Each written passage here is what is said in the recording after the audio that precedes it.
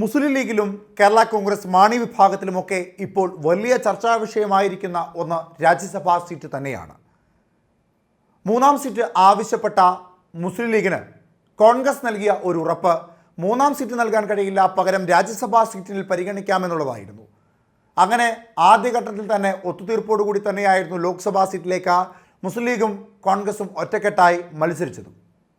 എന്നാൽ ഇപ്പോൾ രാജ്യസഭാ സീറ്റിൻ്റെ നോമിനേഷൻ നൽകേണ്ട അവസാന തീയതി ജൂൺ 6 അവസാനിക്കുമ്പോൾ അതിന് തൊട്ടുമുമ്പ് ആരായിരിക്കണം ലീഗിൻ്റെ സ്ഥാനാർത്ഥിയായി രാജ്യസഭയിലേക്ക് പോകേണ്ടത് എന്ന ചർച്ച കാര്യമായ രീതിയിൽ മുസ്ലിം ലീഗിൽ മുറുകുകയാണ്. പാർട്ടിക്കുള്ളിൽ ഇപ്പോൾ അതിൽ ഭിന്ന അഭിപ്രായം വന്നിരിക്കുകയുമാണ്. ആദ്യഘട്ടത്തിൽ മുസ്ലിം ലീഗിൻ്റെ ജനറൽ സെക്രട്ടറിയായ PMA സലാമിനെ പരിഗണിക്കാമെന്ന ഒരു അഭിപ്രായത്തോട് നേതാക്കന്മാർ ഒന്നടങ്കം അനുകൂലമായ അഭിപ്രായം അറിയിച്ചിരുന്നു. എന്നാൽ ഇപ്പോൾ PMA സലാം രാജ്യസഭാ അംഗമായി മത്സരിക്കുകയാണ് എങ്കിൽ അദ്ദേഹം ജനറൽ സെക്രട്ടറി സ്ഥാനത്ത് നിന്ന് രാജിവെക്കണമെന്നൊരാവശ്യം ലീഗിലെ ഒരു വിഭാഗം ആളുകൾ ഉയർത്തുകയുണ്ടായി. അതിനോടൊപ്പം തന്നെ ചെറുപ്പക്കാരെ കാര്യമായ രീതിയിൽ പരിഗണിക്കാത്ത ഒരു സ്വഭാവം മുസ്ലിം ലീഗിനുണ്ട്. അത് ഇക്കുറി സാധ്യമല്ല. ലീഗിലെ ചെറുപ്പക്കാരായ യൂത്ത് ലീഗിലെ നേതാക്കന്മാരെയോ അണികളെയോ പരിഗണിക്കണം എന്നുള്ളതാണ് ഇപ്പോൾ മുസ്ലിം ലീഗിലെ യുവജന വിഭാഗം ഉയർത്തുന്ന ഏറ്റവും പ്രധാനപ്പെട്ട ഒരു കാര്യം. അങ്ങനെ വരുമ്പോൾ PK ഫിറോസിനെയോ ഫൈസൽ ബാബുവിനെയോ പരിഗണിക്കണം എന്നൊരു ആവശ്യവും മുസ്ലിം ലീഗിലെ യുവജന സംഘടനയായ യൂത്ത് ലീഗ് മുൻപോട്ട് വയ്ക്കുന്നുണ്ട്.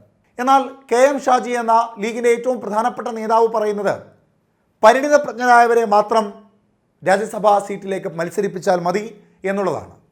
കാരണം കാലങ്ങളായി രാജ്യസഭയ്ക്കുള്ളിൽ ഉയർന്നു കേൾക്കുന്നതെല്ലാം രാജ്യസഭ പ്രോട്ടോക്കോളുകൾ അറിയാവുന്ന, രാജ്യസഭയിൽ എങ്ങനെ സംസാരിക്കണമെന്നറിയാവുന്ന, അധികാരത്തിൽ ഇരുന്ന കൃത്യമായ രീതിയിലുള്ള തഴക്കവും പഴക്കവും വന്നിട്ടുള്ള ലീഗ് നേതാക്കന്മാർ തന്നെയാണ്. അതുകൊണ്ട് രാജ്യസഭയിലേക്ക് മത്സരിക്കുന്നത് ഒരു പരിണിതപ്രജ്ഞനായ സ്ഥാനാർത്ഥിയായിരിക്കണമെന്ന് KM ഷാജി പറയുന്നു.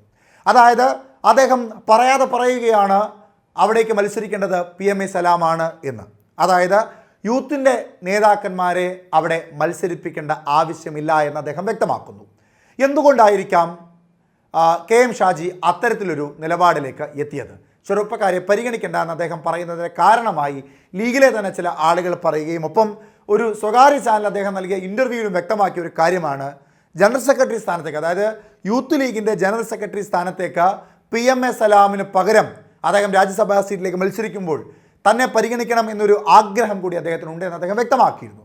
അതുകൊണ്ട് തന്നെയാണ് ചെറുപ്പക്കാരെ പരിഗണിക്കാതെ PMA സലാമിനെ രാജ്യസഭയിലേക്ക് പരിഗണിച്ചുകൊണ്ട് ആ സീറ്റിൽ തന്നെ സ്ഥാനാരോഹിതനാക്കി ലീഗിൻ്റെ ജനറൽ സെക്രട്ടറിയായി തന്നെ മുൻപോട്ട് കൊണ്ടുവരണമെന്നൊരാവശ്യം KM ഷാജി ആ മാധ്യമത്തിന് നൽകിയ ഇൻ്റർവ്യൂവിൽ വ്യക്തമാക്കുന്നു. അവിടെ KM ഷാജിയോടൊപ്പം തന്നെ ഉയർന്നു വരുന്ന മറ്റൊരു പേര്, സെക്രട്ടറി സ്ഥാനത്തേക്ക് പിന്നുള്ളത് MK മുനീറിൻ്റെ പേരാണ്. പക്ഷേ MK മുനീർ അല്ല എങ്കിൽ ഒരു പക്ഷേ PMA സലാമിന് ശേഷം തൊട്ടു പിന്നാലെ വരുന്ന പേര് MK മുനീറിൻ്റെയാണ്. MK മുനീർ അതൊരു താല്പര്യം അറിയിച്ചില്ല എങ്കിൽ സ്വാഭാവികമായും KM ഷാജിയുടെ പേര് തന്നെയായിരിക്കും MK മുനീർ മുൻപോട്ട് വയ്ക്കുന്നത്. പക്ഷേ PK കുഞ്ഞാലിക്കുട്ടിയെ സംബന്ധിച്ച് PK കുഞ്ഞാലിക്കുട്ടി രാജ്യസഭയിലേക്ക് മത്സരിക്കുമോ എന്നൊരു ചോദ്യം മാധ്യമങ്ങൾ ഉയർത്തിയപ്പോൾ തന്നെ അദ്ദേഹം വ്യക്തമാക്കിയിരുന്നു, താൻ രാജ്യസഭയിലേക്കൊന്നും മത്സരിക്കുവാൻ താല്പര്യം പ്രകടിപ്പിക്കുന്നില്ല, തനിക്ക് രാജ്യസഭയിലേക്ക് മത്സരിക്കുവാനായിട്ട് താല്പര്യവുമില്ല. പക്ഷേ കഴിഞ്ഞ കുറേ കാലങ്ങൾ നിയമസഭാ തിരഞ്ഞെടുപ്പ് വരുമ്പോൾ നിയമസഭയിലേക്കും രാജ്യസഭാ തിരഞ്ഞെടുപ്പ് വരുമ്പോൾ രാജ്യസഭയിലേക്കും ചിലപ്പോൾ ലോക്സഭാ തിരഞ്ഞെടുപ്പ് വരുമ്പോൾ അവിടേക്കുമൊക്കെ മത്സരിക്കുന്ന തരത്തിലേക്കുള്ള ഒരു സ്വഭാവം PK കുഞ്ഞാലിക്കുട്ടിയുടെ ഭാഗത്ത് നിന്ന് അദ്ദേഹം പ്രകടിപ്പിച്ചിരുന്നു. ഇക്കുറി അങ്ങനെയൊന്നുമില്ല. ലീഗ് പറയുന്ന പോലെ തന്നെ താൻ കേൾക്കും, തനിക്ക് രാജ്യസഭയിലേക്ക് മത്സരിക്കുവാനുള്ള താല്പര്യമൊന്നും തന്നെയില്ല എന്ന് അദ്ദേഹം വ്യക്തമാക്കുന്നു. PMA സലാം ലീഗിൻ്റെ സെക്രട്ടറിയായി ഇരിക്കുന്നതിൽ സമസ്തയിലെ ഒരു വിഭാഗം ആളുകൾക്ക് ഭിന്ന അഭിപ്രായമുണ്ട്. അതുകൊണ്ട് സമസ്തയെ ഏതു വിധേനയും ലീഗിനോടൊപ്പം പഴയതുപോലെ ചേർത്ത് നിർത്തുക എന്നുള്ളൊരു ഉദ്ദേശം ലീഗിനുള്ളിൽ ഉള്ളതുകൊണ്ട് തന്നെ PMA സലാം അത്തരത്തിൽ രാജ്യസഭയിലേക്ക് മത്സരിക്കുകയാണ് എങ്കിൽ ഈ പറയുന്ന പ്രശ്നങ്ങളെല്ലാം പരിഹരിച്ചുകൊണ്ട് PMA സലാമിനെ രാജ്യസഭയിലേക്ക് വിട്ട് കൃത്യമായ രീതിയിലുള്ള പരിഗണന നൽകിക്കൊണ്ട് അവിടേക്ക് സമസ്തയ്ക്കും കൂടി നല്ല അഭിപ്രായമുള്ള ഒരു നേതാവിനെ KM ഷാജിയോ അല്ലെങ്കിൽ ഈ പറയുന്ന പോലെ MK മുനീറിനെയോ ആരെങ്കിലും ആ സ്ഥാനത്തേക്ക് കൊണ്ടുവന്നുകൊണ്ട് ആ പ്രശ്നം പരിഹരിച്ച് വീണ്ടും ശക്തി പ്രാപിക്കുക എന്നൊരു ഉദ്ദേശ ലക്ഷ്യം കൂടി ലീഗിന് ഈ കാര്യത്തിലുണ്ട്, അല്ലെങ്കിൽ ലീഗിലെ ഒരു വിഭാഗത്തിനുണ്ട് എന്ന് പറയാം. അതല്ല എങ്കിൽ PMA സലാം ലീഗിൻ്റെ ജനറൽ സെക്രട്ടറിയായി ഇരിക്കുമ്പോൾ രാജ്യസഭയിലേക്ക് പിന്നീട് പരിഗണിക്കുവാൻ സാധ്യതയുള്ളത് ലീഗിൻ്റെ സുപ്രീം കോടതി അഭിഭാഷകനായ ഹാരിസ് ബീരാനെ ആയിരിക്കും, അല്ലെങ്കിൽ പിന്നെ മുൻ യൂത്ത് ലീഗ് നേതാവ് സാദിഖ് അലി ശിഹാബ് തങ്ങളെ ആയിരിക്കും എന്നും ലീഗിലെ ഒരു വിഭാഗം പറയുന്നുണ്ട്.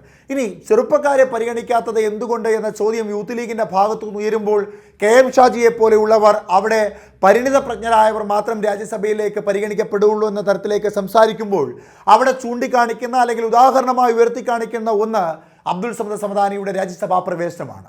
അബ്ദുൾ സമദ് സമദാനി രാജ്യസഭയിലേക്ക് ആദ്യമായി കടന്നു ചെല്ലുമ്പോൾ ഒരു ചെറുപ്പക്കാരനായിരുന്നു എന്നവർ വ്യക്തമാക്കുന്നു.